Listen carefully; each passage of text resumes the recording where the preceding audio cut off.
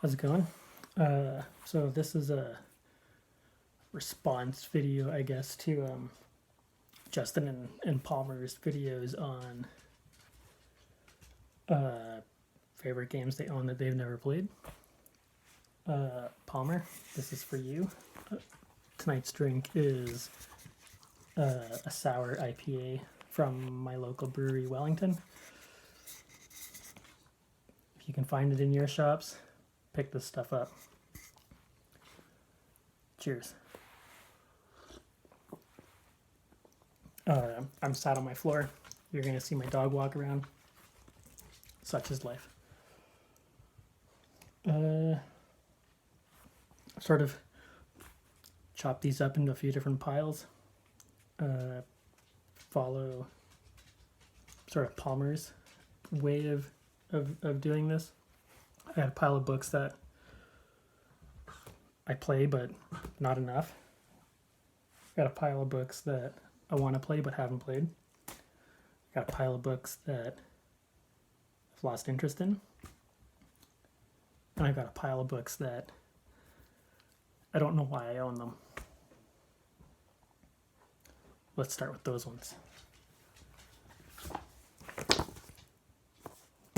I don't know why I own this.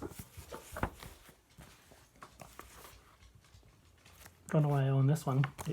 I think it came in a box of stuff. Not super interested in Games Workshop stuff.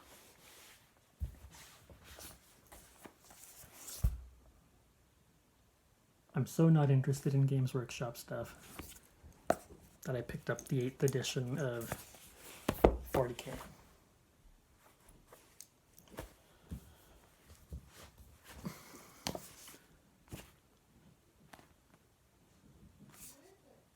I don't even know what this one is, but I own it.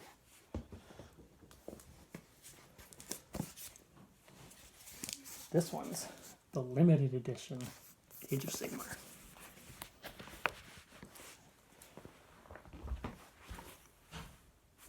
Why? I don't like it. Stuff I've fallen out of interest with. Bolt action. I actually really like the game.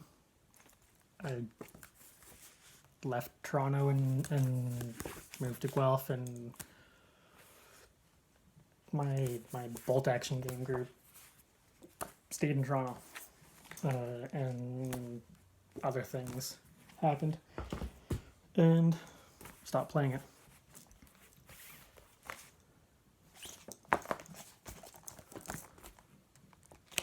The Ospreys. This is all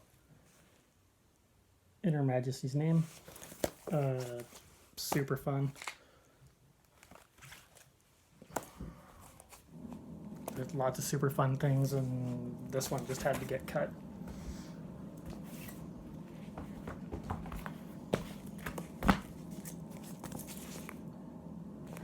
Frostgrave. Played it once. It was fun.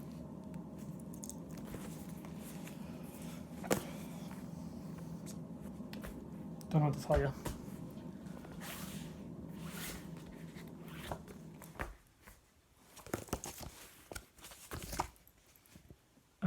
The first of Studio Tomahawk games. This one's super fun. But there's no time.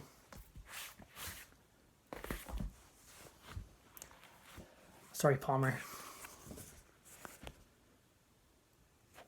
This is a great game.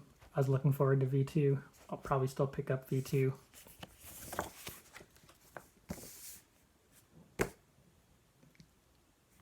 To be honest, GMT has replaced my historical gaming. Historical minis has been traded in for GMT board games and cardboard chips.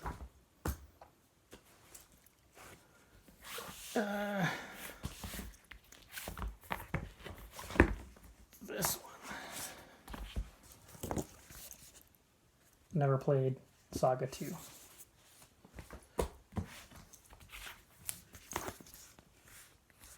Never used the Saga 2 Age of Vikings book.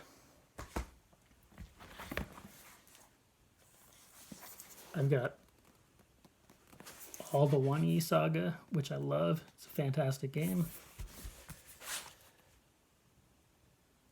V2 destroyed my armies.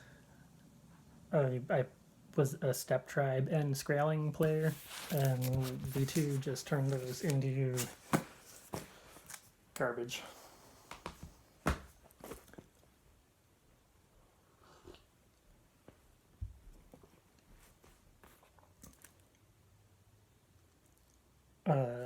Before we get into my wanna plays, we'll do my need to play more regularly.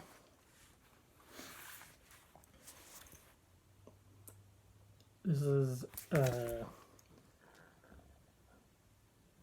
skirmish game from Zombie Smith for their core setting, which is like World War I anteaters. One of my favorite settings. It doesn't hit the table enough. They've got like a giant scale, like bolt action size version, and a book that is a song of heroes and blades and heroes and I don't know. I don't remember what that's called. Song of Advanced Heroes and something. I don't know. It's a fun system. This is a fun skirmish. Doesn't get to my table enough. Probably my favorite game, Twilight. I'm pumped that Viv is doing videos on these. Doesn't get to the table enough. To be fair, most games don't get to the table enough right now. But I've got this guy in print. Got all the supplements. I got the art book. It's like literally just a picture book.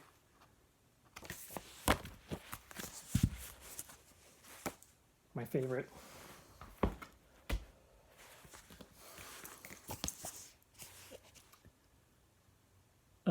This is from Lucidai, Savage Core.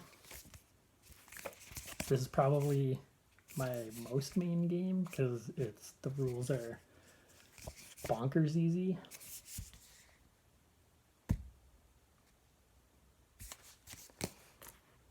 Want to play more of that. I got like the full range of minis for it. Got the expansion stuff. Those are my main games. We'll do a quick digital.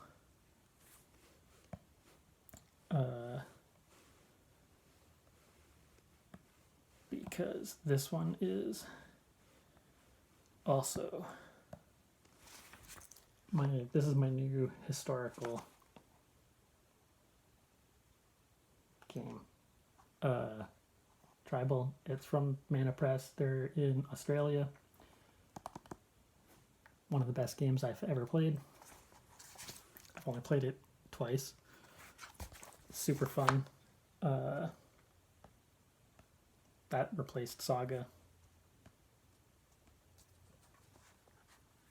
The expansions are probably what's going to replace Muskets and Tomahawks. Okay. Games I own. Haven't played ever. Really want to play.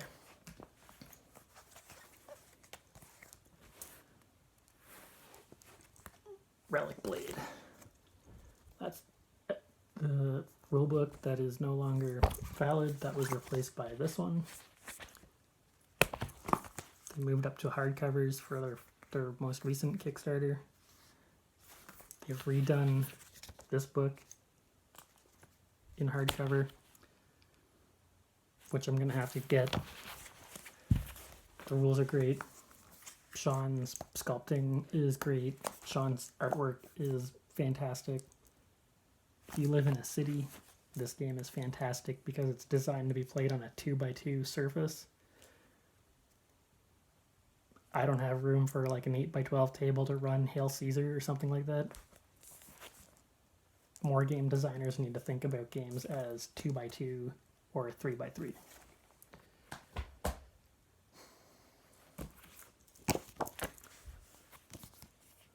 Rogue Stars.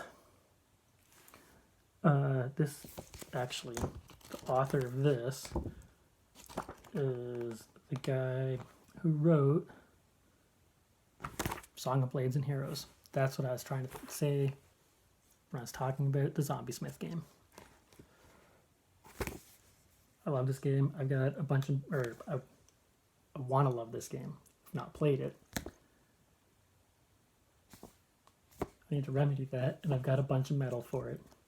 Got some Firefly stuff. I've got some Fear Agent stuff. Those are both two comic and television show properties that I'm obsessed with that are both sci-fi. I want to do those settings in with this set of rules. I will play that one.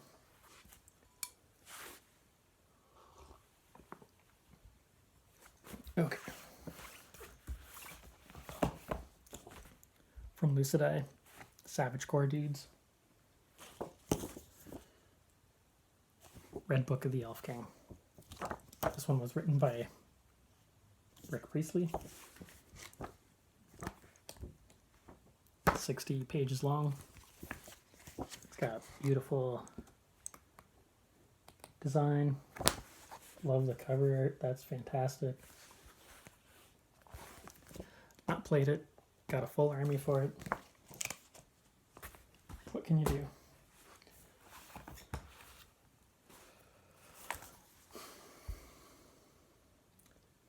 $15 mil. War of the Worlds.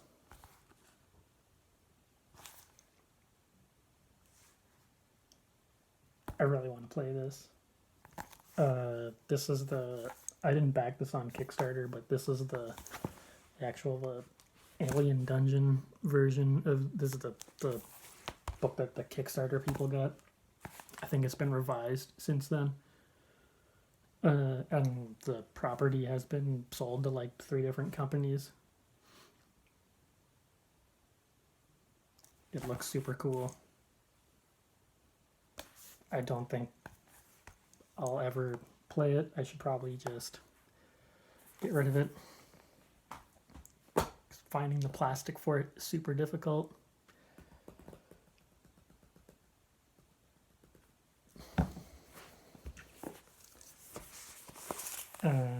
I don't want to deal with converting like Flames of War. Like it's World War One. I don't want to deal with trying to track down World War One 15 mil minis.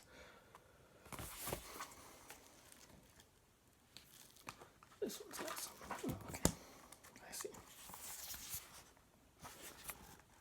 Blood and Plunder. It's basically Saga, but with pirates. Super historical, accurate Caribbean pirate game. I've done both their Kickstarters, so I've got this guy and an expansion. Got a bunch of the minis. I just lost steam, I guess, on like trying to assemble some of the stuff, and it just never happened because I also don't have like the cool Caribbean terrain, and I didn't get any of the boats because the boats are hella expensive. The shipping is bonkers, and because the Firelock stuff comes in actual like retail boxes, I always got dinged on customs fees, so I just stopped collecting Firelock because it was a pain between shipping and customs fees. Okay, these last two kill me that I haven't played them yet.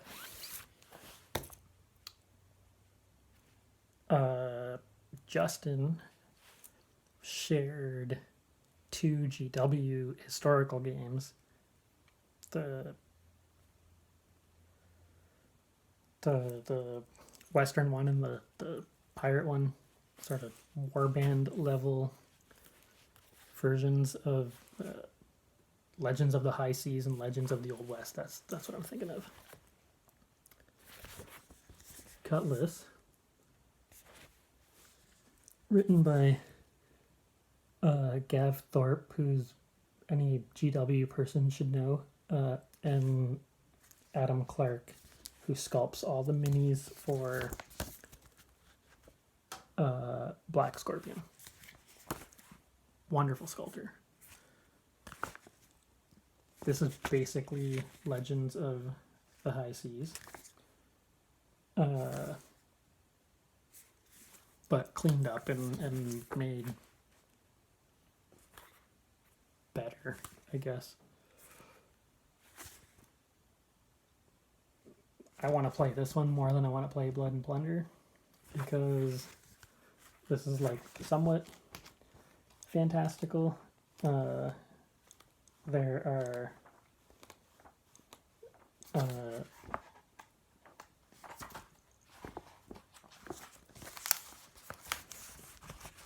giants,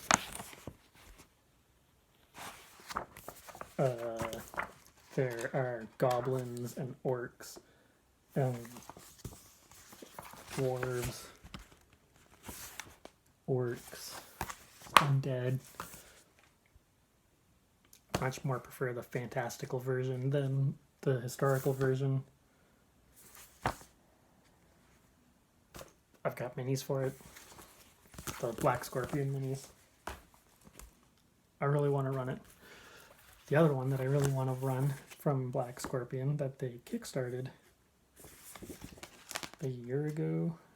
Well, they kickstarted it 2 years ago and it shipped a year ago maybe. Same rule system-ish. I know people put copyrights on these things. Same rules. This one's Legends of the Old West. Tombstone. It's the same writing team. Is it? Did I lie? I lied. It's based on the rules that Gav Thorpe wrote for this one, the Cutlass. But he doesn't look like he was involved with this. I want to run it. I like these size games. Black Scorpion do nice minis. I've got like 2 full factions of stuff. They're resin, they're easy to prep, they're easy to paint. That's my collection of shame. Some of them weren't shameful. I play them, I just don't play them enough. And I need to rectify that. Palmer, anyone else that's drinking a beer tonight? Cheers.